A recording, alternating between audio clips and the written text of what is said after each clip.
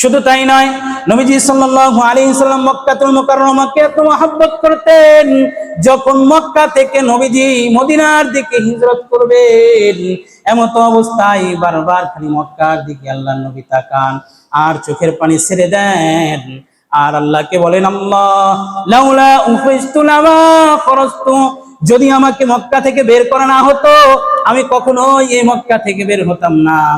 মক্কার মহব্বত পুরা পৃথিবীর মানুষের অন্তরে আছে না নাই? এজন্য পুরা পৃথিবীর ইনহায়ে বিলাদ থেকে ইব্রাহিম আলাইহিস সালাম যখন মক্কা কাবা ঘর নির্মাণ করেন, আল্লাহকে ডেকে বললেন, আল্লাহ মক্কা বানালাম, কে কোথায় থেকে জানবে আমি মক্কা বানাইছি, কাবা ঘর বানাইছি?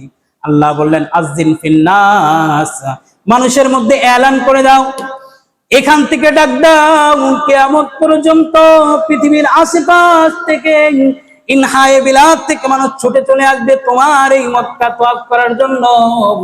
কিয়ামত পর্যন্ত আমরা করোনার মধ্যেও দেখেছি সব কিছু বন্ধ, আল্লাহ তাআলা কাবা ঘরকে তওয়াফ করেছেন কিনা, হাত্তা কি সোশ্যাল মিডিয়ার বরকতে তো আমরা এটাও দেখতে পারছি, কাবা ঘর করোনার মধ্যে যখন তওয়াফ করে এরকম এক হাত বেতি রেখে রেখে তওয়াফ করতেছে।